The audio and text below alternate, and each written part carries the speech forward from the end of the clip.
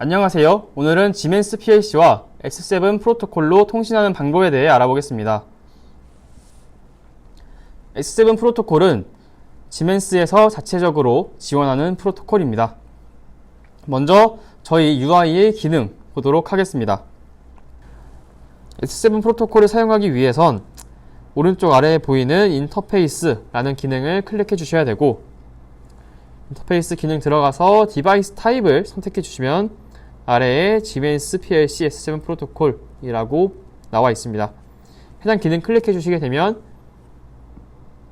이제부터는 인터페이스라는 기능을 지멘스 PLC와 S7 프로토콜로 통신하기 위한 기능으로서 사용하겠다 라는 의미가 됩니다.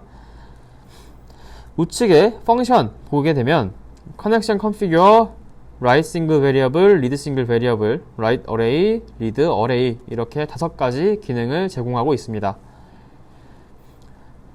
해당 각각 기능들을 자세히 한번 살펴보도록 하겠습니다.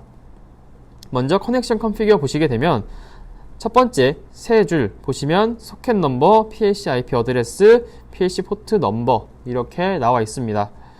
소켓 넘버는 사용하고자 하는 소켓 넘버 사용을 해주시면 되고, IP 어드레스 같은 경우에는 지멘스 PLC의 IP 어드레스 작성해 주시면 됩니다. 포트 넘버 같은 경우에는 S7 프로토콜이 102번 포트만 지원하고 있기 때문에 102를 반드시 넣어 주셔야 됩니다. 프로토콜 타입은 현재 나와 있는 해당 타입을 설정해 주시면 됩니다.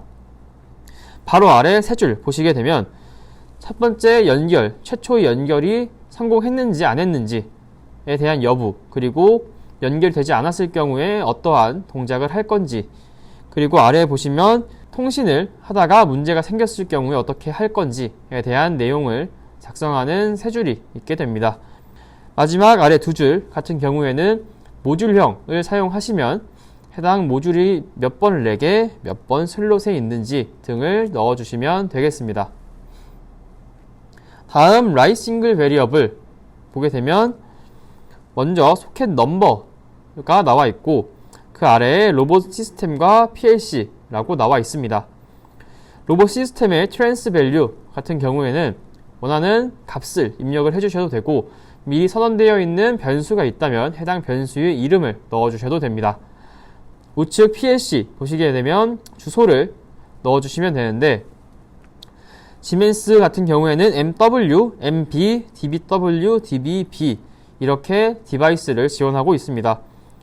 M 주소의 W와 B, 즉 워드와 비트를 지원하고, DB, 데이터 블락의 워드와 비트를 제공한다 라고 봐주시면 되겠습니다. 다음으로 리드 싱글 베리어블 보시게 되면 로봇 시스템에 베리어블 네임이, 변수 이름이 들어가는 것을 확인할 수 있습니다. 이 의미는 PLC로부터 읽어온 데이터를 해당 변수에 저장하겠다라는 의미로 보시면 되겠습니다. 우측에는 PLC에서 어떠한 주소에서 읽어올 건지를 선택할 수 있습니다. 아래 보시면 simple read라고 되어 있는데 단순하게 한 번만 읽겠다라는 게 simple read라고 보시면 되고, 그 아래 continue reading to target 이라고 보시면은 목표 값을 읽을 때까지 계속해서 읽겠다 라는 내용이 있습니다. 해당 내용 클릭해 보시면 원하는 목표 값을 넣는 곳과 타임 인터벌, 즉 내가 얼마의 주기로 계속해서 읽어 올 건지를 선택할 수 있습니다. 마지막 타임아웃 같은 경우에는 내가 설정한 목표 값이 몇 초 이내에 들어오지 않으면 나는 해당 기능을 그냥 넘어가겠다 라는 기능으로 보시면 되겠습니다. 다음 write array 들어와 보시면 내가 PLC의 연속된 주소에 연속된 값을 쓰겠다 라는 의미가 되겠습니다. 그래서 연속된 값을 쓰기 위해 반드시 배열을 사용해야 되고, 배열 이름을 작성을 해주셔야 됩니다. 그리고 아래에 length라고 되어 있고 몇 개까지의 값을 연속해서 쓸 건지를 정해주실 수 있습니다. 우측에 시작 주소, 연속해서 쓸 PLC의 시작 주소를 작성을 해주시면 됩니다. 예를 들어서 MW0이고 length가 3이다 라고 한다면 MW0, MW2, MW4에 내가 연속해서 값을 집어넣겠다 라는 의미로 받아들여 주시면 됩니다. 자, 여기서 한 가지 주의하실 게 아래 보시면은 이그젬플로 나와 있는 내용이 있습니다. 만약 제가 DB 1번에 어드레스가 n번, 만약 제가 10번이라고 한다면 실제 MBW를 누르시고 여기에 작성해야 되는 내용은 1 곱하기 1000 더하기 10이다 라고 봐주시면 되겠습니다. 즉 해당 주소값에 1010을 넣어주셔야 된다 라는 얘기가 되겠습니다. 다음 리드 어레이 보게 되면은 PLC로부터 연속된 주소에서 연속된 값을 읽어와서 배열에 저장하겠다 라는 의미가 됩니다. 그래서 배열 이름을 작성을 해주시고 시작 주소와 몇 개의 값을 읽어올 건지를 넣어주시면 되겠습니다. 자, 한 번 더 여기에 나와 있는 예제를 보게 되면 DB2의 10번째 주소 같은 경우에는 2010을 넣으면 된다 라고 나와 있는 것까지 보고 저희 UI에서 해당 기능에 대한 설명을 마치겠습니다. 다음으로 PLC, 지멘스 PLC의 설정 방법에 대해 알아보도록 하겠습니다. 저 같은 경우는 지멘스 CPU 1212C DC-DC 모델을 사용하였고 해당 모델은 이더넷 포트가 내장되어 있는 모델입니다. 먼저 다음과 같이 모델에 맞는 PLC를 추가를 해주시고 디바이스 컨피규레이션 들어오신 다음에 이렇게 제너럴 내용까지 띄워주시면 되겠습니다. 여기서 가장 먼저 해야 될 것은 프로피넷 인터페이스를 눌러주셔서 IP 프로토콜 내용을 설정하는 것입니다. 저 같은 경우는 지금 컨트롤 박스의 IP 주소가 192.168.100에80이기 때문에 지멘스 PLC의 IP 주소를 192.168.100에30으로 하였고 서브넷 마스크를 255.255.255.0 이런 식으로 하였습니다. 다음으로 해주셔야 될 내용은 좌측에서 쭉 내려가 보시면 Protection and Security 라고 되어 있습니다. Protection and Security 눌러주신 다음에 내려가 보시면 다음과 같이 Connection Mechanism 이라고 되어 있는 내용이 있습니다. 이 내용 보시게 되면 체크박스가 해제되어 있을 겁니다. Permit access with putget communication from remote partner. 이 내용을 반드시 이렇게 체크를 해주셔야 됩니다. 이렇게 체크를 해주신 후에 여기에서 컴파일, 하드웨어 리빌드 올, 소프트웨어 리빌드 올, 그리고 다운로드 투 디바이스에서 하드웨어 컨피규레이션, 소프트웨어 올까지 해주시면 됩니다. 저 같은 경우에는 현재 다음에 보여드릴 예제를 위해서 추가적으로 내용을 넣어 놓았습니다. 먼저 데이터 연락 내용을 넣어 놓았고 리시브 할 내용을 하나 워드로 작성해 놓았고 샌드 할 내용을 워드로 작성을 해 놓았습니다. 여기에서 옵셋이라고 되어 있는데 해당 내용이 앞서 얘기 드렸던 DB의 주소를 작성할 때 사용하는 값이다 라고 봐주시면 되겠습니다. 근데 이렇게 옵셋이 나와 있지 않은 경우가 있는데 옵셋이 나와 있지 않은 경우에는 데이터 블락 1 우클릭 하신 다음에 프로퍼티 눌러서 제너럴의 어트리부트 그리고 옵티마이즈드 블락 액세스를 해제해 주시면 되겠습니다. 여기까지 한 후에 저는 와치 테이블에 잠시 후 보여드릴 예제에서 볼 주소들에 대한 내용을 다음과 같이 입력을 해 놓았습니다. 네, 여기까지 내용을 보고 다음 예제 프로그램을 보도록 하겠습니다. 제가 작성해 놓은 예제 프로그램을 보게 되면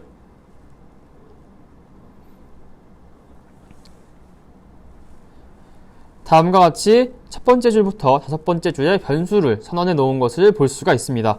첫 번째 줄 같은 경우에는 write array를 할 경우에 쓸 array, 배열을 선언해 놓았고 아래 2번부터 5번까지는 읽어온 내용을 저장할 변수들을 선언해 놓았습니다.